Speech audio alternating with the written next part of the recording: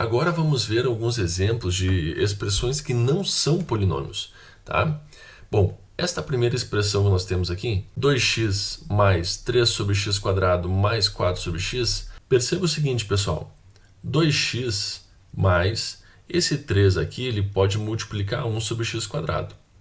Ou seja, 3 dividido por x quadrado é a mesma coisa que multiplicar por 1 sobre x quadrado. Tá? E aqui mesma coisa, ó, mais 4 vezes 1 sobre x. O que acontece é que se a gente inverter isso aqui, ele fica dessa forma aqui, ó, mais 3 vezes x na menos 2. Tá? E aqui nós temos 4 vezes x na menos 1. Ou seja, pessoal, esse expoente negativo aqui, ó, não pode acontecer, ok? Ou seja, a gente já sabe que os expoentes do polinômio, né, o expoente da variável x, deve ser sempre pertencente aos naturais. Não pode ser número negativo. Muito bem. Este outro exemplo, nós temos aqui o 3x², que está de acordo, menos 5 vezes, olha só isso aqui, raiz de x. Isso aqui é x na 1/2, ok? Mais 2. O que acontece é o seguinte, galera, 1/2 não é um número natural. A gente sabe, já falei, o expoente deve ser um número natural, tá? Então, sempre que aparecer esse tipo de expressão, né, em que nós tenhamos raízes, que tenhamos aí a variável x no denominador, ou seja, quando inverte o expoente fica negativo, isso são exemplos de expressões que não são polinômios, tá? Então, que fique claro isso aí. Fechou? Coeficiente dominante. Bom, o que é o coeficiente dominante? Resumindo, é o coeficiente que multiplica o termo de maior expoente possível, tá? Então, vamos lá. Nesse caso aqui, o maior expoente é 3, então o coeficiente dominante é menos 1, certo? Neste outro caso, o maior expoente é 5, tá? O coeficiente dominante é o que está multiplicando ele, que é 4/3. Muito simples. Ah, professor, aqui é 2i. Beleza, não é não. Se ferrou, né? A gente tem mania de achar que o coeficiente dominante ele está sempre na frente. Toma cuidado, pessoal. O maior expoente aqui é 4, então o coeficiente dominante é i. Tá? Tome muito cuidado com isso. E aqui, quando não aparece, né, nós temos o expoente 2, então o coeficiente quando não aparece é 1. Então, o coeficiente dominante nesse caso é 1. Muito simples, né, pessoal? Tranquilo. Função polinomial. Bom, pessoal, é o seguinte, a gente aprendeu lá, desde o 9º ano, quando começamos a ter uma ideia de função, né? Nós aprendemos lá uma função f de x, por exemplo, x mais 2, certo?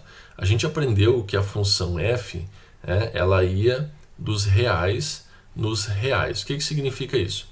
Significa que ela iria de x em y, tá, pessoal? Então, o domínio é x e a imagem é y. Então, tu atribui valores para x aqui e encontra valores para y. Bom, isso é uma função. Agora, percebam o seguinte, aqui está dizendo f é uma função que vai dos complexos nos complexos. Ou seja, o domínio pode ser qualquer valor complexo e a imagem também pode ser qualquer valor complexo.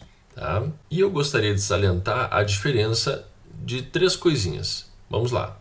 Primeiro, x² menos 5x mais 6. O que é isso?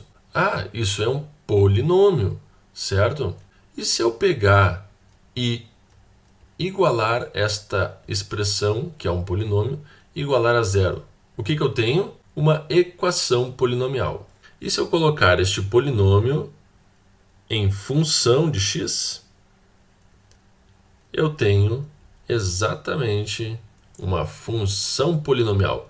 Ou seja, nós temos um valor que depende de x. Então, pessoal, esse é um conceito que eu gostaria que vocês todos tivessem bem claro na cabeça de vocês.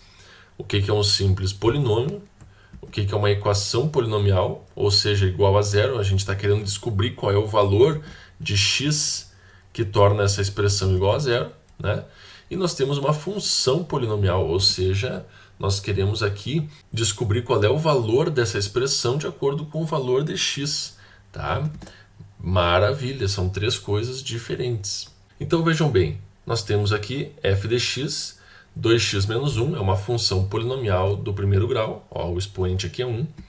Nós temos aqui na letra B uma função polinomial g de x, né? Temos aqui o expoente 2, então é o maior expoente dessa expressão, é uma função polinomial de grau 2. Nós temos aqui h de x igual a x na 3 menos 6x² mais x menos 1, o maior expoente sendo 3, é uma função polinomial do grau 3.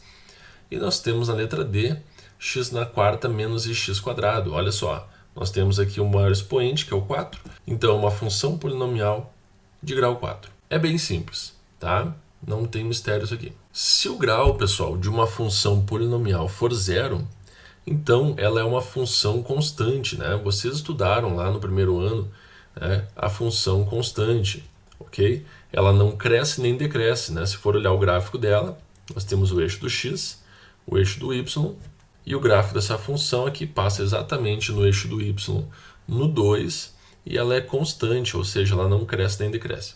Fechou? É uma reta paralela ao eixo do x. Então, a gente pode dizer aqui que o grau dessa função, que não tem x, é 0, né? Pois nós temos aqui 5x na 0, menos 2, x na 0.